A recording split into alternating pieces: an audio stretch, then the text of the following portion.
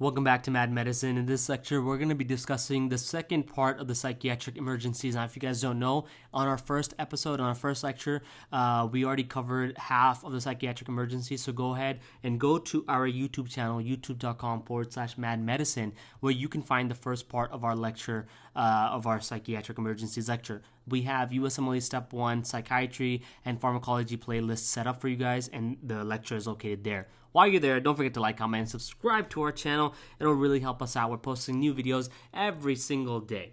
So let's now talk about psychiatric emergencies. Just a quick recap. These are usually caused by medications or other substances, and they must be treated right away. The reason why is that these acute disturbances in behavior and mood and thoughts can actually lead to harm for the patient, for the individual, and for others in the environment as well. And that's why you want to prevent all the things that are happening. Now, these psychiatric emergencies are pretty large in number when it comes to step 1, and you definitely need to know each and every one of these in pretty good detail. You have to have a good understanding of what's happening. Now, the good thing is, in this lecture, we're only going to be discussing these four. The top four, from serotonin syndrome to delirium tremens, have already been covered in part 1 of our psychiatric emergencies lecture. So with that being said, let's start our discussion by talking about the first psychiatric emergency we need to know in this lecture, and that is acute dystonias. Acute dystonia is a symptom of the EPS, extrapyramidal signs,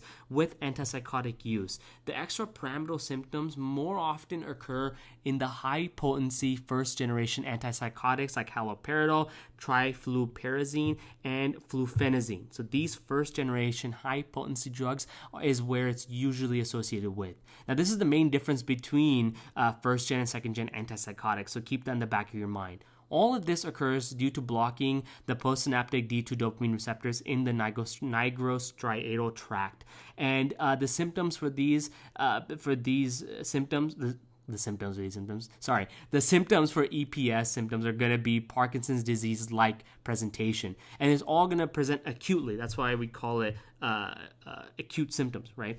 Now, one thing to understand is, why is this all happening like Parkinson's disease? Well, because you are blocking the D2 receptors, you're going to have high D1 receptor activation, which is going to lead to increased cyclic AMP. Now, because you have increased cyclic AMP, your body is going to have a negative feedback, and it's going to tell your brain, hey, stop producing dopamine so much. I don't need dopamine as much. That's going to lead to low dopamine levels, right? That's what's happening in your brain.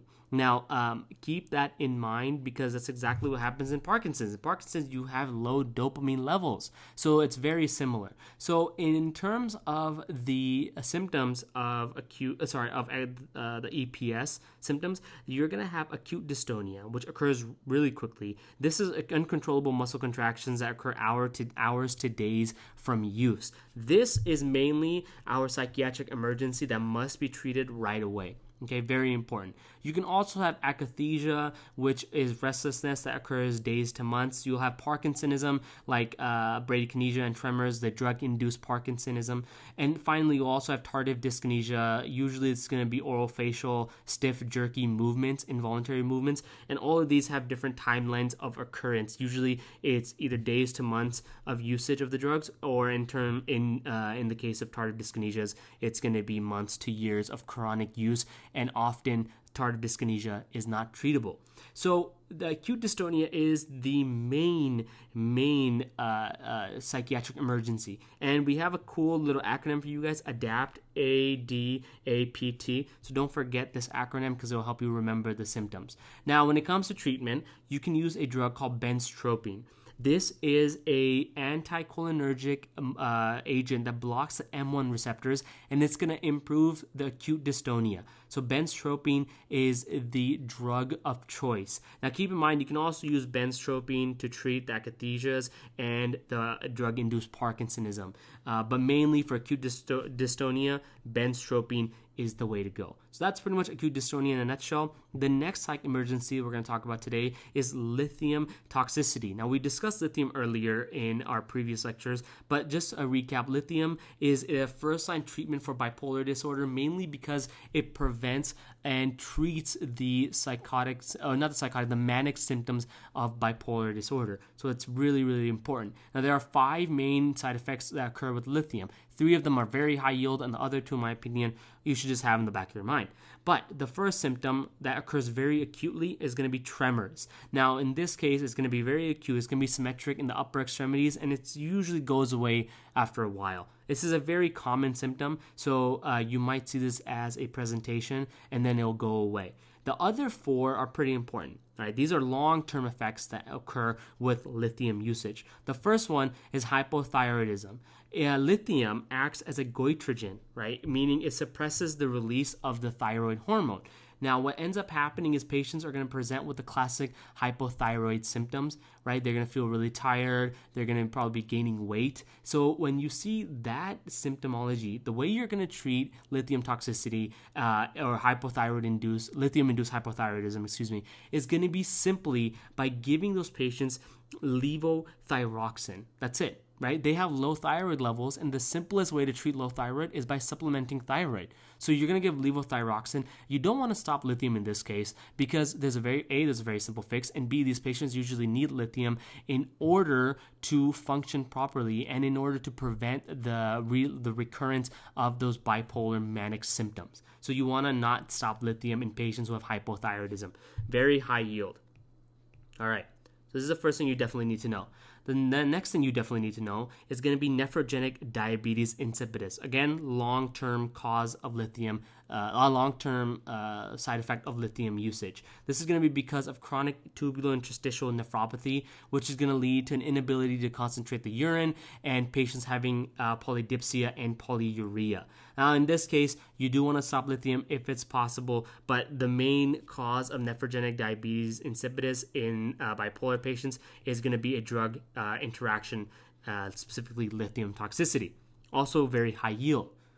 The next side effect is the cardiac side effects of long-term use, which is going to be suppression of the sinus node, leading to bradycardia and syncope. And finally, the last thing you need to know, very high yield, is going to be Epstein's anomaly. Okay, Epstein's anomaly is an atrioventricular displacement of the tricuspid valve. Usually the valve becomes lower in position than it should be, more so in the ventricle than in the atria. Now, this is because lithium is teratogenic and it can completely equilibrate across the placenta. So in pregnant patients who have bipolar disorder, you want to get them off of lithium. Okay, that's very, very important. In this case, you also want to stop lithium in pregnant patients. So that's lithium toxicity in a nutshell. The third of the 4 psychiatric emergencies is going to be the tricyclic antidepressant toxicity. This is usually used, TCAs are usually used for major depressive disorder, OCD, peripheral neuropathy, chronic pain, and migraine prophylaxis. So what you want to do in this case, in patients who have tricyclic antidepressant disorder, is you want to give mainly several things. But first, let's talk about overdose. What ends up happening in these patients is that they're going to have the tricyclics, or the 3 C's for their side effect profile, right? That's how we remember it, tricyclics. So the first C stands for convulsions or seizures. This is because TCAs have a GABA antagonistic effect, right? You're also going to have you're also going to have the anticholinergic or antimuscarinic effects like hyperthermia, flushing, ileus, and meiosis. You'll also have patients who present with alpha-1 blockade like hypotension, orthostatic hypotension, or coma and death even in certain cases. So this is the second C, coma. And then you'll have patients who present with prolonged QT interval, which will lead to arrhythmia and torsade de pointes. And this is the cardiotoxicity portion, right? This right here. And then finally, this is all due to blockade of the cardiac sodium channels, by the way. The prolonged QT is happening because TCAs are going to block the cardiac sodium channels, and it's going to act similar to a type 1 antiarrhythmic, okay? So that is what's happening here. And then you can also have depression with TCA toxicity. Now, when you're treating TCA toxicity, you want to first look at the supportive care, meaning make sure the patient is okay, their vitals are good, their EKG is good, because you want to make sure they're not having QT prolongation, they're not going into an arrhythmia or having torsade de pointes occurring. Then what you want to do is make sure the patient is on sodium bicarbonate. Now, the extra sodium is going to overcome the TCA sodium channel, cardiac sodium channel blockade. That's why you want to give sodium bicarbonate. And you can also give activated charcoal in order to bind to the TCA and inactivate the whole substance itself. So that's one way you can also treat TCA toxicity. Usually when it comes to step 1, remember, try to keep this in the back of your mind, sodium bicarbonate is given in order to overwhelm the sodium channels by binding it with sodium instead of the tricyclic antidepressant binding to the cardiac sodium channel. So sodium bicarbonate is very important for tricyclic antidepressants. Now, finally, the very last psychiatric emergency is going to be suicidal thoughts and suicidal tendencies. Now, nearly 45,000 people in the United States have suicidal thoughts at all times, and this is a huge risk factor and warning. Now, usually, suicidal thoughts can occur in mental disorders, especially like major depressive disorders, substance abuses can cause it, or even psychiatric disorders like schizophrenia.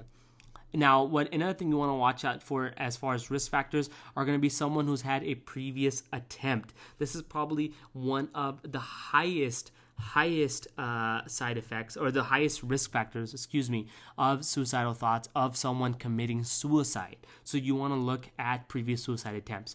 People who are gay, lesbian, part of the LGBTQ community are also at a higher risk simply because of the societal factors that are associated with the LGBTQ community, even in this day and age. If they have a personal history of physical abuse or sexual abuse, they're at a higher risk.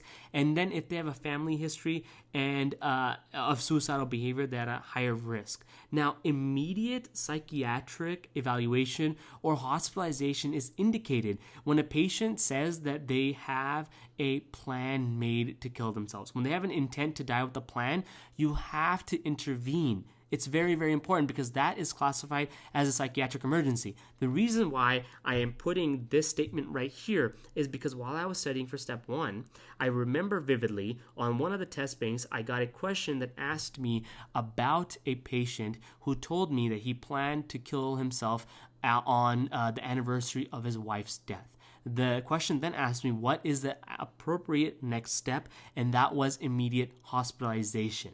Okay, so therefore, you should definitely know that if a patient presents with suicidal thoughts and tendencies, okay, they say, yes, I do have suicidal thoughts and tendencies, and you ask them, have you made a plan to commit suicide? And they say yes, and you ask them about the plan, you need to make sure that the patient is stable and psychiatric evaluation is done before you let the patient go.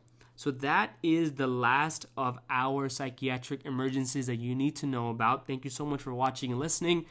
Don't forget to like, comment, and subscribe to this channel if you guys haven't already done so. And if you don't know, you can find all of our podcasts all of our lectures are on your favorite podcast provider for free. Just search Mad Medicine and we will pop up. Thank you again for listening and watching, and continue on to the next lecture.